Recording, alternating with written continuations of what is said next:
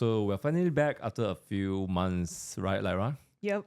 And so many things have happened, and we're just trying to list down all the things, right? I think the last time we were here, we talked about trade and how Malaysia have already come up with a deal with America, and now President Trump is already going to visit us at the end of the month. But I was just looking at all the different things happening. We have domestically look at there's still a lot of dissatisfactions with racial, religious. Recently, all the alcohol incidents, and we have subsidy issue. Then, of course, I think in a broader cultural sense, we saw the assassination of Charlie Kirk, which I find it very interesting that you do have Malaysians who knew about him. Yeah, even some of the Malay blogger and things like that, they kind of heard of him. So I was kind of surprised of his exposure. Even my father-in-law, who only reads China news, also talk about him. So the kind of cultural impact he has. So we want to talk a little bit about him. Then, of course, the one question that has been kind of at the back of my mind, even the last 1 or 2 months when we're having our break, it is really, you see a bit of political fatigue, right, in our country, and how we always say Malaysia has very strong hope defer in the sense that when they look at all the things, we have a new prime minister, we have a new federal government, nothing seems to change. So that's the kind of thing that I feel like I want to focus, because it's not easy to change, but at the same time, we always believe there's something that we can do, right? So I think we have 3 things we want to discuss today. I think we just go point by point. But the first one, of course, we want to talk about Charlie Kirk today. Roughly 1 month's anniversary after his assassination.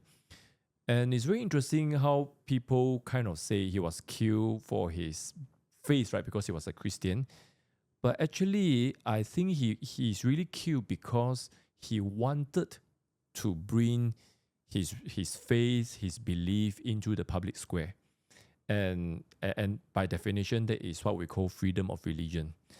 Yeah, it's also kind of like the power of persuasion as well in the public square, because basically what he did was to engage the young people in hope that they will be persuaded that, hey, there is a better perspective than what you have previously held. So you can kind of like agree to disagree as well. Yes. I mean, that's the whole definition of debate anyway. So he has a certain worldview that is shaped by his, of course, religion, his upbringing. He doesn't go to college and things like that. So he was prepared to debate. And so in the end, he was really killed by this idea. And this kind of brings us back to Malaysia, because in recent time, do you realize that we are seeing a lot of cancel culture? And, started off with all the what's the word they use? Not protest. I mean, Boycott? Boycott, boycott. Suddenly, because it has been so long, right? Boycott, like McDonald's, Starbucks, all those kind of thing. And of course, one of the main issue in Malaysia is over the Palestine issue, which we'll talk about in a while, right? But don't you feel that, you have a group of people, but this is something new in Malaysia. They use religion, they use race. If you don't agree, then you are sidelined and you are cancelled. And Charlie Kirk is essentially cancelled in the ultimate way, right? I mean, you can't get more cancelled than being killed. And it kind of caused me to think, that's why I talk about freedom of religion, which, by the way, is in our constitution. And it is different from freedom of worship, right? I mean, we can go to temple, we can go to mosque, we can go to church. You can do whatever you want in the building. And in fact, during COVID time, you can't even do that for a while. But most of the time, if you have your own private thing, your private ceremony, people kind of don't really care. But then when you come out and say, look, I want to do this because of my belief, like some people will be like, I want to conserve the environment, we want to follow the British common law or whatever. Then you say it is based on your worldview. And this is where it gets tricky, right?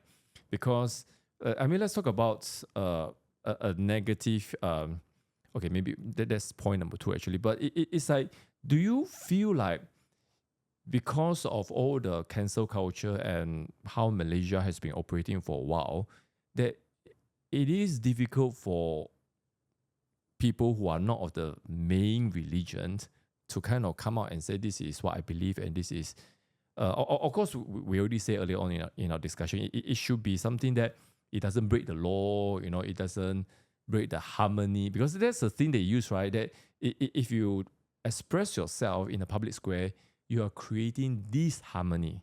So how do you see the development of this thing? Because I think most people just don't want to talk about it. Yeah, I think there is, because linking back to hope differ that is so strong in the land, I guess a lot of people are, especially like the older generations, they would still somewhat be triggered by, hey, there's a possibility of riot that happened in 1969. I mean, obviously the younger generation like Gen Z, they wouldn't know it, as in like personally experience that sort of disharmony. Yeah. But it is, I guess it's like there is fear. Fear has always been a major control weapon that has been, I mean, like it or not, I mean, the government has been the one propagating it, the fear in our daily lives. Hey, if you do this, hey, if you're too vocal about certain belief system that seems to contradict with the rest, then therefore you are not to be respected, you are to be cancelled, you are to be, because you are trying to like, basically, what are you trying to do here? I mean, are you trying to cause a riot, a discord here? So I guess there's that sort of, the underlying foundation has always been that fear. So in a lot of ways, I guess maybe also naturally and personality-wise, Asians are more conforming. More submissive in that sense. And so basically, it's like, okay, I would rather just keep my head low and basically, okay, mind my day-to-day job without being bothered by all these things. Because, I mean, why should I be bothered about all these things? But the thing is, if you don't get engaged in these sort of conversation, before long, you will know all the freedom that you know is no longer there, no longer available for you. So if you take like, basically, I mean, if you kind of like stop the conversation, basically when you stop dialogues, I think that's where all this sort of control naturally just happen in your daily lives. So I think people need to be aware that, hey, I mean, we do have freedom to express who we are. So if we are unhappy, I mean, obviously there is a legal outlet for you to do it legally.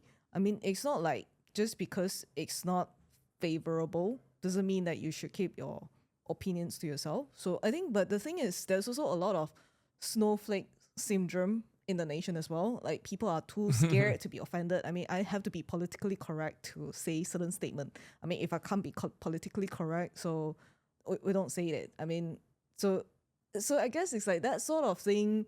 We are trying to be progressive, and yet we are actually like going backwards because of trying to so-called to conserve the balance. So we come full circle. I mean, we started off with May 13, right, 1969. Then, of course, it was repeated over the generations. Of course, the last major one would be something like Operasi Lalang. Operasi Lalang, of course, was over education issue. You know, some Chinese school people started to complain about this and that, and then it became a whole dragnet.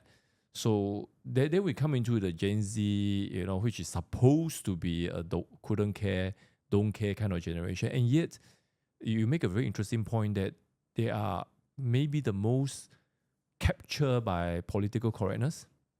So it's almost like a full circle, right? You are going back to that cancel culture, censorship, like going back to May 13.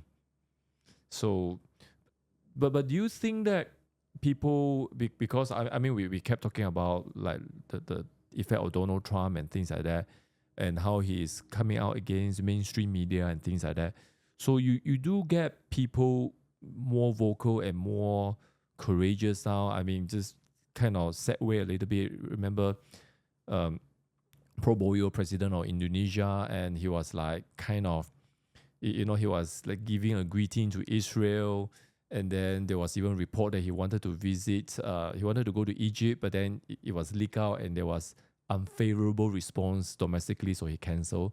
But it's interesting. I mean, I look at him as one example of people trying to get away from this PC spirit. Yeah, and also it's kind of interesting because I mean Indonesia is a good example of freedom of religion that is being practiced in the nation. Yep. Because it's like, yes, it's the largest Islamic nation in the world, and yet you do get the feeling when you hang out with Indonesians, sometimes you don't know if there are Muslim, if there are Christian, or if there are even Hindu. So I guess it's like the identity of Indonesia, the nation, is louder than the religion. I'm not sure if it's a good thing, but again, all these things kind of shape their worldview and their perception of how they should treat one another. So I guess because of that, they do have much more freedom than what we have in Malaysia. And I mean, just on this point, then I think we'll move on to the next one, because when Malaysia was formed, freedom of religion was an express point, especially for the Borneo partners, because they are not Malay majority, they are not Islam majority. So it was very, very important for them. But yet we are seeing that that has not been respected, which leads us to the second point I want to talk about today. Even though the constitution allows for freedom of religion, basically you are allowed to express what you believe in the public square as long as you don't break the law. But then we see a lot of intolerant behavior, right? And I mean, the most recent one, I mean, of course, we had done a few episodes on halal certification and things like that. Even in the past, when people kind of question about certain religious activity, you know, even I remember Teresa Kwok was detained under ISA years ago. But then most recent hot topic, of course, is alcohol drinking. And, you know, I guess maybe we both, you know, being Sarawakian, right, we have a different perspective. You know, we are so used to going to a coffee shop. You have a Malay store, you have a Chinese store, you have an Indian store. And in fact, quite often you can order like roti canai and things like that. They don't even mind you sharing the cutleries. Quite common in Sarawak, right? Yep. And so recently, of course, Tourism Minister Tiong King Sing from Bintulu, MP of Bintulu, and he was doing his, you know, getting all the tourists and money in, and he was drinking, right? And then it became a firestorm. So, I mean, I use that as a kind of like a backdrop to describe intolerance, right? Because it's like, okay, you don't take alcohol. You know, in fact, there are many non-Muslims who also don't take alcohol. You know, like Trump doesn't take alcohol at all. So he doesn't want it, he doesn't believe it, and a lot of people don't do it. But he's okay with other people taking it, right? So I mean, we have Indian friends who doesn't take beef. In fact, we have a lot of Chinese friends who doesn't eat beef. So does that mean that you cannot eat beef in our presence? No, I always thought that was quite interesting because if you can't do it for why you should stop other people, right? Yeah, for whatsoever reason. Is your faith so yes, weak? Exactly. I mean, I've always thought about that point as well. And I just thought it was kind of interesting because you begin to see like there is a lot of isolation. You're like singling people out because they don't try to be more tolerant, or at least like in the name of, hey, let's be a bit more understanding towards certain culture. But if you really think about it, right, they are trying to assimilate you into their culture by saying that because I can't do this, therefore you can't do this as well. I mean, just like all the religion wise, I think that would be like where does it end? Because it's gonna be like a rabbit hole of like, I can't do this, you can't do that. So it's like the list is gonna get longer and longer and longer. So it's just like freedom worship. You can worship within the compounds of whichever religion that you are in, and you have that right to practice your worship so long you don't cause a nuisance to the public. So likewise, eatery should be something that is like very personal. You enjoy life and you just eat whichever thing that you want, and also you can be free to be in whichever environment that you want to enjoy all this food. So I guess people forgot about these sort of simple enjoyment of life, and they are trying to like police people into doing this. And I think the COVID era has really, really just sort of enhanced this whole thing into like everyone is like trying to police another person. Yeah, and of course, if we look at the Western civilization, then you see a lot of this with the trans movement, for example. You know, you used to read a lot of Harry Potter, right? And I'm sure you have seen how J.K. Rowling is having this very public kind of argument, almost like a spat, even with Harry Potter stars, right? You know, and recently you know, I think it was Emma Watson who was trying to kind of like, because you can see like in America, you know, the trans movement is on the retreat because of Trump and things like that. So she was trying to, it's not so popular now, you know, try to step back a little bit. But Rowling is just not having any of it. And I think if you look at her recent public statement, it was like, wow, very just in your face. It's like you try to cancel me, so I'm just going to call you out for what it is. But coming back to what Charlie Kirk said, you know, I think he said in one of the he talked about societal progression and control. And I think when you look at the woke movement in the West, and in a similar way, how we have the racial religious control here in Malaysia, very, very, very similar. Or you look at Black Lives Matters, how the whole movement is forcing everyone to accept that there is a victim. You know, it's like there's a systemic racism in America. So he said, look, you know, you started off by, he used a series of mandatory kind of thing. Like he said, look, first they will cause you mandatory tolerance. Is that you must tolerate. So it's like people do this kind of thing, you must tolerate. So people say George Floyd, you know, there's systemic racism in America. So you have to tolerate, you know, you cannot disagree. Then the next thing is say after you mandatory tolerance is mandatory acceptance. Now you not only tolerate, now you have to accept it as a fact. So now you have to say, okay, maybe the education system will change and say, well, you know, maybe George Floyd become part of history. And you know, this is how you have indoctrination, right? Then you say the third stage is, what's the word he used? Mandatory celebration. Now, not only you accept, you have to celebrate. So we had George Floyd Day, we had Trans Day, you had to wave your pride flag or whatever. And then finally, mandatory participation. So when I look at that, I just felt like, wow, you look at alcohol, and you don't like alcohol, so you say you cannot serve alcohol. So eventually you want to say that any event that you are there, alcohol cannot be present.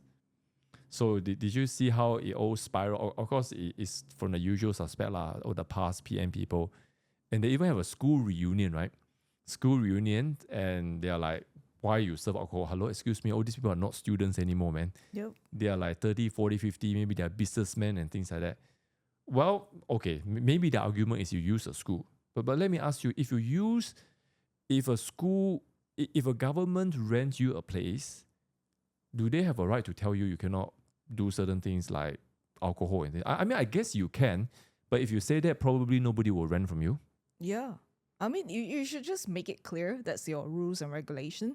But otherwise, just forever hold your peace. But do you think that is like, are we going backward, you know, becoming, like you say, moral policing, and we're not business friendly?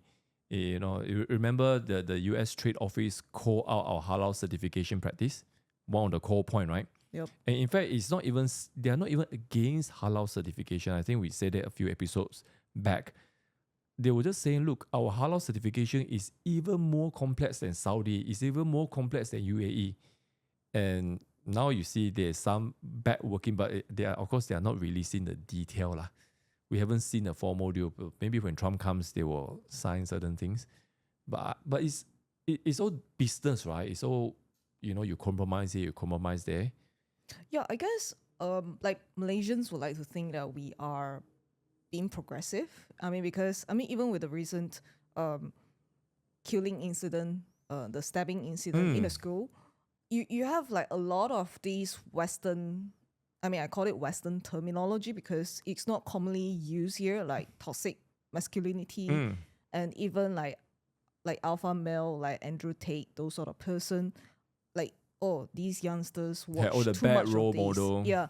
So, but then again, if you think about it, probably there is like a lot of fatherless issue in this nation that is not being addressed. So you I think there should be like policies that go into, hey, how do we build out families? How do we ensure that there is no broken families in this nation? And therefore, you can begin to see that crime rates might be going down, and people might be more loving, more actually tolerating against, towards each other. So I guess with that sort of, if you have a better policy, you can expect like, a better nation building sort of work in progress. But the thing is, if you want to be progressive and you just take from all the negative example, like George Floyd, for instance, and because you also have the same incident that happened like Irina Zaruska, like a white female that was killed in the daylight, and the news media is not really reporting it. But whereas you have like it doesn't George Floyd, fit the agenda. correct. So it's like, hey, isn't she a human?